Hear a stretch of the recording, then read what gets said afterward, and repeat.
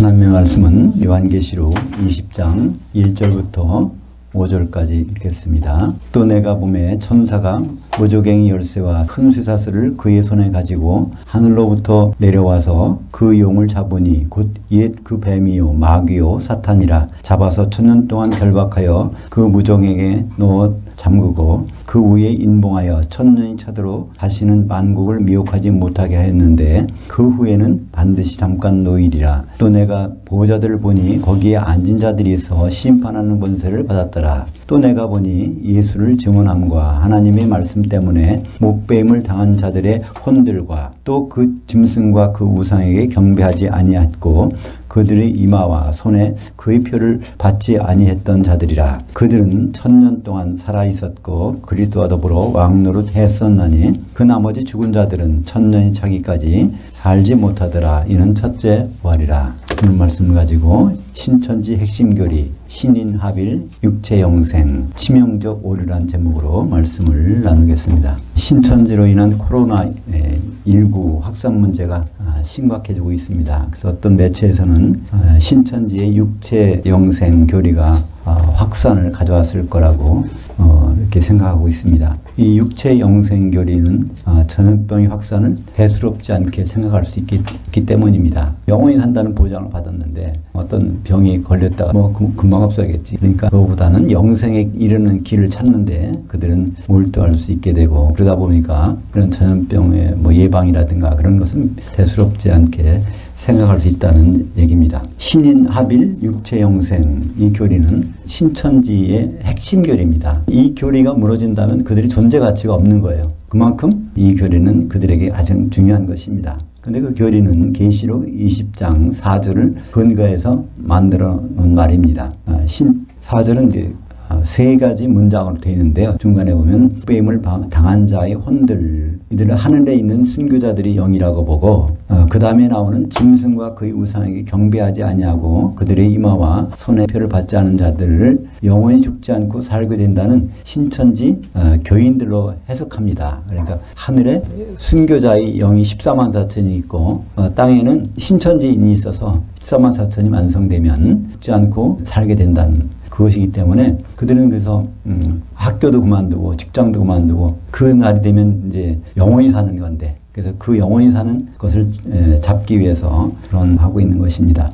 그 교리에 의하면 하늘에는 14만 4천 명의 순교자들의 영이 있는데 땅에서 신천지인 교인 수가 14만 4천이 되면 하늘에 있는 그 영들과 땅에 있는 신천지인과 합해서 말하자면 결혼해서 그 다음부터는 영원히 산다는 얘기입니다. 신천지가 사용하는 것은 개혁성경입니다. 한 개혁성경만 사용합니다. 왜냐하면 신천지 교주인 이만희 씨가 그 개혁성경을 먹었다는 거예요. 그래서 개혁성경만이 하나님이 주신 유일한 것으로 그들은 믿고 알고 있습니다. 그래서 개혁성경, 개혁개정에 큰 차이는 없어요.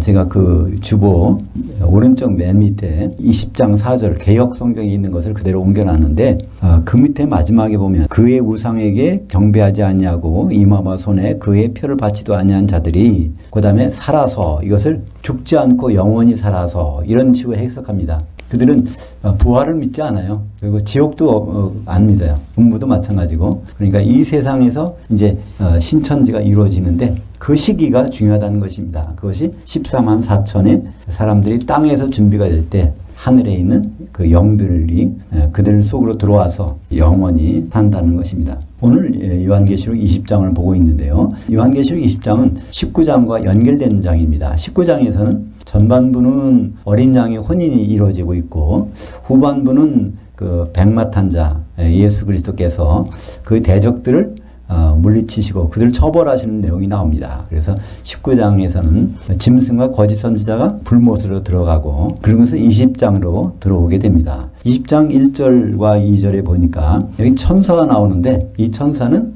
예수님의 천사입니다. 왜냐하면 무조갱이 열쇠를 가지고 하늘에서 내려와서 마귀를 결박할 수 있는 분은 예수님밖에 없거든요. 그래서 그 용을 잡아서 결박해갖고 무적행이 집어넣어서 1000년 동안 거기서 지내게 됩니다. 1000년이라는 세월이 흐르면 이제 다시 나와서 잠깐 세상을 미혹하게 되는데, 그때까지 사도 요한은 예수님 오신 장면과 그 다음에 마귀를 결박하는 장면과 1000년까지 있다가 그걸 잠깐 내놓는 그 장면을 보고 있는 것입니다. 그러니까 사도 요한이 20장 4절을 기록할 때는 이미 천년왕국이 끝나고 백보자 심판이 바로 있기 전에 있는 일입니다. 천년왕국에 대한 얘기를 하는 내용이 20장 4절입니다. 그러니까 이 기준 시점은 바로 천년왕국 끝난 시점, 그리고 백보자 심판이 바로 있기 전에 시점인 것을 우리는 뭐를 보고 알 수 있죠? 20장 4절 내용을 우리가 원전으로 직역을 해서 번역해 놨는데요. 그 문장이 세 가지가 나옵니다. 세 가지가 배등 접속사로 문장이 세 가지가 연결되어 있는데, 첫째 문장은 뭘까요? 그것은 사도 요한이 뭘 봤다는 겁니다. 그게 뭐냐면 보좌를 봤다는 거예요. 심판의 보좌들. 이 심판의 보좌들이 무엇일까요? 백보자 심판대입니다. 요한계시록 이제 20장 11절에 거기에 나오는 백보자 심판. 거기에 백보자에 한 보좌가 있는 것이 아니라 보좌들이 굉장히 많은데 거기에 앉은 사람이 있다는 것입니다. 근데 그들에게는 심판하는 권세가 줬다는 것이죠. 그래서 바로 그들은 천년왕국에서 왕노릇 했던 사람들인데 바로 이기는 자들이죠. 그래서 천년왕국 끝나자마자 백보자 심판대에서 심판관의 자리에 앉아있는 그 이기는 성도들인 것입니다. 그들을 가리켜 첫째 부활에 참여한 자라고 말씀하고 있습니다. 첫째 부활이라는 것은 순서를 말하는 것이 아니라 이것은 질적인 내용을 말하고 있습니다. 우리는 다 부활합니다. 부활은 특별한 사람 하는 게 아니에요. 예수 믿은 사람은 전부 부활해서 올라갑니다. 왜 그럴까요? 심판을 받아야 되니까, 그리스도 심판대에 서야 되니까 부활은 예외가 없습니다. 그래서 첫째 부활이라는 것은 가장 좋은 부활이라는 뜻이죠. 그 부활해서 다시 죽지 않고 부활해가지고 혼인잔치 들어가고 천년왕국에서 왕노릇하고 이제 백보자 심판에서는 심판 자리에 앉는 그런 부활을 첫째 부활이라고 합니다. 그럼 첫째 부활에 들어가지 못한 자는 누굴까요? 부활을 못했다는 얘기가 아닙니다. 똑같이 부활을 했지만 그런 자리에 못 들어간 혼인잔치에서 떨어져 나오는 사람들인 것이죠. 사도 바울은 첫째 부활을 다른 말로 표현했습니다. 뭐라고 그랬죠? 특급 부활. 빌립보서 3장 11절에 보면 나는 어쩌든지 그 특급 부활에 이르려고 한다. 그렇게 그걸 이루고 싶다는 얘기입니다. 거기에 들어가고 싶다. 우리말 번역에는 이상하게 돼 있어요. 원어에는 특급 부활인데 우리말 번역할 때는 그냥 부활로 번역했어요. 나는 어쨌든지 부활에 들어가고 싶다. 그러면 이상하잖아요. 사도 바울이 기록한 데살로니가전서 4장 16절에 그리스도 안에서 죽은 자는 모두가 일어나 부활한다고 돼 있는데 그런 말을 하고 있어요. 그런데 원전에 보면 그것이 특급 부활이라는 것을 알 수 있습니다. 부활을 아나스타시스, 아나라는 것은 다시, 스타시스라는 건 선다. 그러니까 죽었던 사람이 다시 쓰니까. 근데 빌립보서 3장 11절 엑스 아나스타시스, 엑셀런트한 특급의 그 부활이라는 것입니다. 그러니까 요한은 그것을 첫째 부활이라고 표현했습니다. 가장 좋은 부활.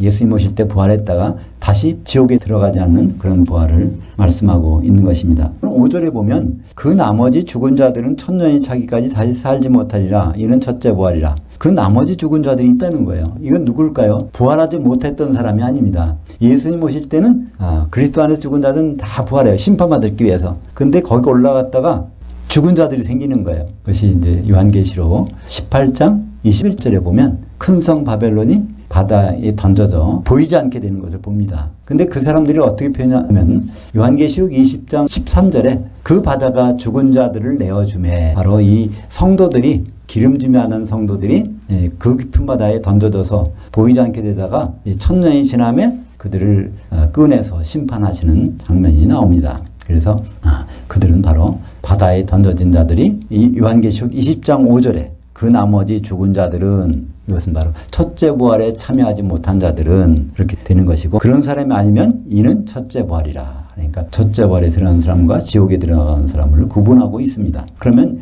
요한계시록 20장 4절에는 둘째 문장이 있습니다. 둘째 문장이 또 내가 보니 이래서 시작되는 거죠. 사도 요한이 처음에는 보좌들을 봤어요. 두 번째는 순교자들을 봤어요. 보좌들이 많은 사람 중에서 그 중에는 순교자가 있다는 것입니다. 근데 순교자가 두 종류가 있다는 거예요. 한번 보실까요? 내가 보니 예수를 증언함과 하나님의 말씀 때문에 목배임을 당한 자들의 혼들과, 이런 순교자가 있고, 그 다음에는 그 짐승과 그 우상에게 경배하지 아니했고 그들의 이마와 손에 표를 받지 않은 했던 자들이라. 이것이 두 부류의 사람들이 있습니다. 근데 기성교회에서는요, 신천지를 잘못됐다고 비판하는 그 교회에서는 이것을 같은 순교자로 봅니다. 그래서 이것이 같은 사람들이기 때문에 신천지가 주장하는 그들이 있을 자리가 없다는 거예요. 근데 이것은 사실 같은 사람들이 아닙니다. 순교자는 맞지만 시기가 다르다는 것이죠. 그것을 어디서 아주 알아볼 수 있습니까? 요한계시록 6장 9절에 보면 다섯째 인을 떼실 때 내가 보니 그의 말씀과 그들이 가지고 있던 증거로 말미암아 죽음을 당한 혼들이 제단 아래에 있어. 그러니까 똑같잖아요. 그 하나님 말씀과 예수의 증거 때문에 죽은 자들이 이제 제단 아래에 있어. 다섯째 인이 떨어질 때는 언젠가요? 네, 후3년반이죠. 후3년반 들어가서 이미 죽은 사람이 나와요. 그럼 언제 죽었을까요? 전 3년반에는 두 증인이 증언을 하다가 후 3년반엔 죽어 있어. 그러면 그 바로 경계선에서 후 3년반 시작하자마자 거기에서 순교당한 두 증인들이 나오는 것입니다. 그것이 요한계시록 11장 7절에 그들이 그 증언을 마칠 때 무조갱이로부터 올라오는 짐승이 그들과 더불어 전쟁을 일으켜 그들을 이기고 그들을 죽일 터인지요. 그래서 두 증인이 죽어서 뭐 때문에 죽었어요? 두 증인은 하나님 말씀과 예수에 대한 증언을 하다가 거기서 죽은 그 사람들이 영혼이 있고, 그 다음에 두 번째는 우리가 쉽게 할 수 있죠. 짐승에 경배하지 않고 그 우상에게 경배하지 않고 이마나 손에 표를 받지 않은 사람들이니까 이것은 당연히 후 3년반에 일어난 일이죠. 두 증인이 죽은 다음에 후 3년반 기간 동안에 그 죽은 사람들, 짐승의 표를 받지 않으면 어떻게 되겠어요? 3년 반 동안. 이건 죽은 것입니다. 그런 사람, 짐승의 표를 받지 않으면 다 죽이더라 했으니까.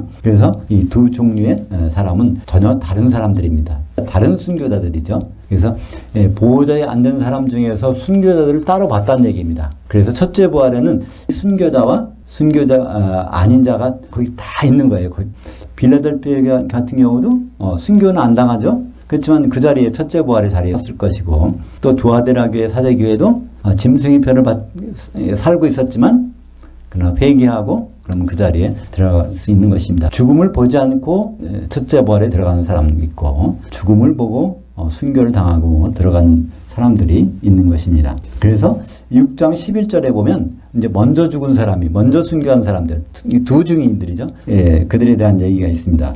각각 그들에게 흰 두루마기를 주시며 이르시되 아직 하프타임을 갖되 그들이 동무 종들과 형제들도 자기들처럼 죽임을 당하여 그 수가 차기까지 하라. 그러니까 두 증인이 죽었는데 그들 말고 동무종들, 동무 형제들이 서머나교회, 버가모교회죠. 그들이 죽을 때까지 지금 기다리라는 겁니다. 그동안 기간은 뭐라고요? 하프타임을 주겠다는 거예요. 중간에 쉬는 시간을 주겠다는 것입니다.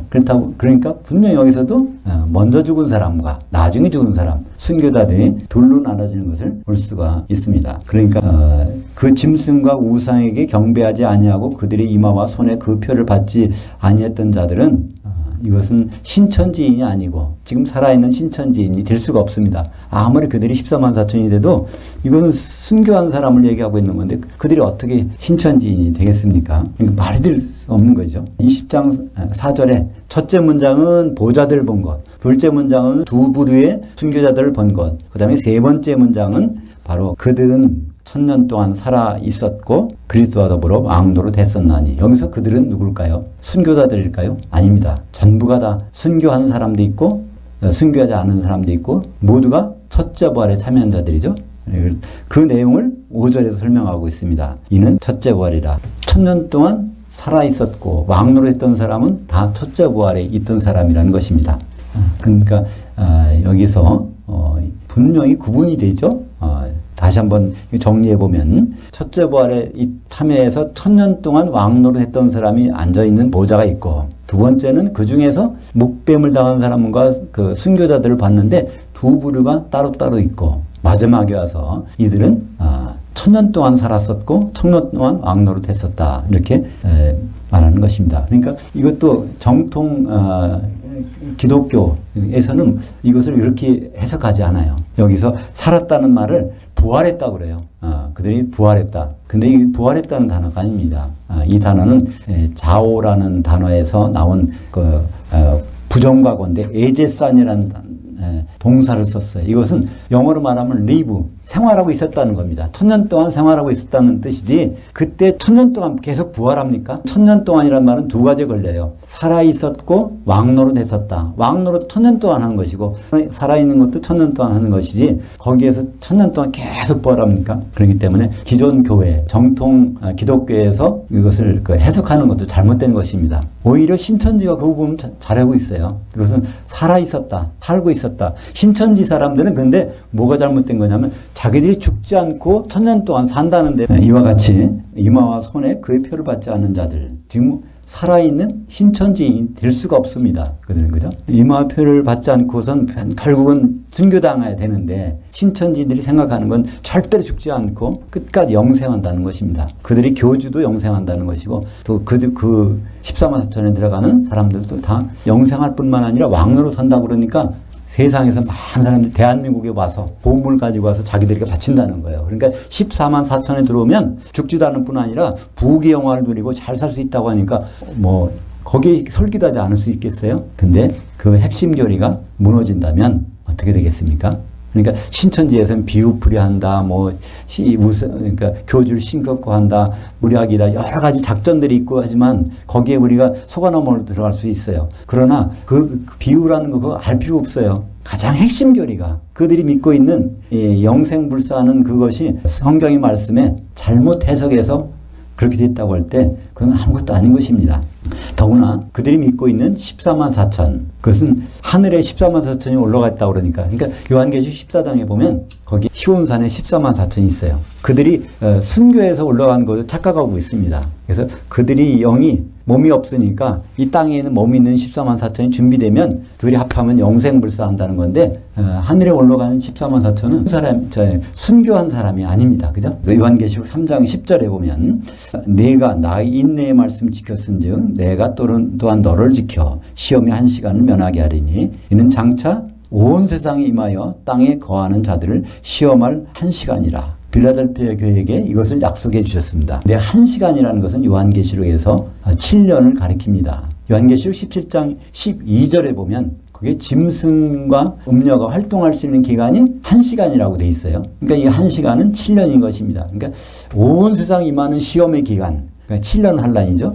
7년 환란을 면하게 해주신다는 거예요. 그걸 어떻게 면할까요? 그것이 바로 전 3년 반에는 이 빌라델피아에게 14만 4천에 인을 맞춰서 인 맞은 사람 해하지 못하게 하고 후 3년 반에 들어가자마자 이 지상에 있는 것이 아니라 시온산에 올라가서 그래서 그를 해할 자가 없는 것입니다. 그래서 14만 4천이라는 혼이라는 것은 순교자가 아니라 바로 들림을 받고 있는 하나님 복을 받고 있는 빌라델피아 교회를 말하는 것입니다. 이러한 신천지 교회는 왜 생겼을까요? 육체로 영원히 살고 싶다. 이 세상에서 육체를 가지고 영원히 살고 싶다는 그런 생각에서 이걸 만들어낸 것입니다.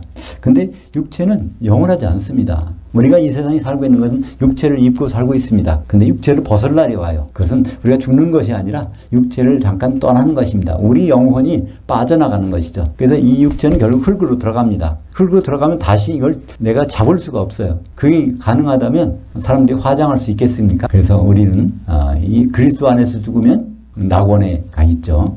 예수님 오실 때까지. 불신자들이 죽으면 음부에 가 있고 거기서 가 있다가 예수님 오시면 한 사람도 예외 없이 다 부활해서 영의 몸을 입고 공중에 올라가게 됩니다. 신천지 그분들은 성경을 많이 읽는데 그것을 왜 생각 안 하는지 모르겠어요.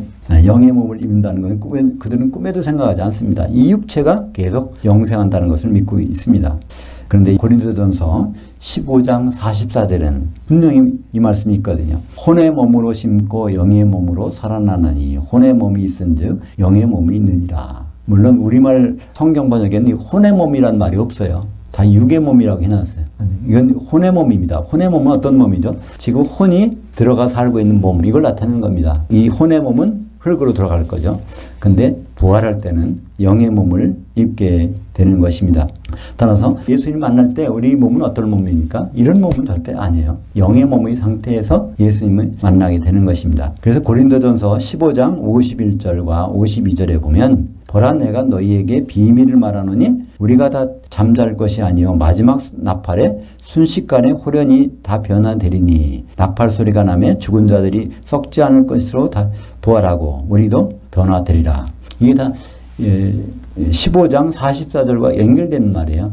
혼의 몸이 있고 영의 몸이 있다. 그러니까 부활할 때는 마지막 나팔, 일곱째 나팔이 불릴 때는 죽은 자들도 썩지 않을 몸, 영의 몸을 입고 살아있는 자는 부연해서 영의 몸으로 변해서 그래서 공중에 올라간다는 것입니다. 그러므로 육체도 영원하지 않고 또 부활했다고 해서 끝이 아닙니다. 부활한 순간부터가 위기입니다. 그 순간에 어떤 일이 벌어질지 위기 상황이 닥친다는 것입니다. 예수님이 직접 그 말씀하셨어요. 제자들에게. 어떤 위기입니까? 마태복음 10장 28절 몸은 죽여도 혼은 능히 죽이지 못한 자들을 두려워하지 말고 오직 몸과 혼을 능히 지옥에 멸하실 수 있는 일 두려워하라. 여기 몸이 두 번 나와요. 앞에 몸은 무엇일까요? 죽기 전의 몸이니까 혼의 몸이죠. 뒤의 몸은 무엇일까요? 예수님 만나는 몸이니까 영의 몸이죠. 그죠? 그러니까 이 혼의 몸에 대해서 이거를 죽을 수도 있다는 겁니다. 이걸 두려워하지 말라는 거예요. 그러니까 이건 하나님이 우리를 죽게 하신다는 말이 아닙니다. 누가 죽입니까? 몸은 죽여도 혼은 능히 죽이지 못하는 자들. 이건 마귀와 그의 부릴 영들이죠. 이거 마귀는 어찌든지 우리 몸을 육신을 공격하고 심지어는 죽일 수도 있어요. 이 전염병이 돌아다니는 것도 이것도 하나님이 허용하신 범위 내에서 마귀가 그렇게 하는 것입니다. 귀신들을 풀어가지고 그죠? 근데 그런 가운데서 그것을 두려워하지 말라는 것입니다. 실제 두려워할 것은 따로 있다는 것이죠. 그러니까 죽은 다음에 부활했을 때 그때 영의 몸을 입고 주님 앞에 서서 지옥 가는 일이 생기지 않도록 해달라는 것입니다. 그것은 2인칭이에요. 그러니까 예수님이 직접 제자들에게 성도들에게 말씀하신 것입니다. 지옥 가는 일이 있어서는 안 될 것이라는 것입니다. 그러니까 예수 믿으면 지옥 가는 것이 아니라 예수를 제대로 안 믿으면 지옥 가는 것이죠. 부활하여 영의 몸을 입고 그리스도의 심판대에 설 때가 그때가 위기 상황이 닥칩니다. 그날의 첫째 부활에 들어가느냐 그렇지 않으면 바다에 던져지느냐 그것은 우리가 육체로 있을 동안에 준비하기 나름인 것입니다. 기도하겠습니다.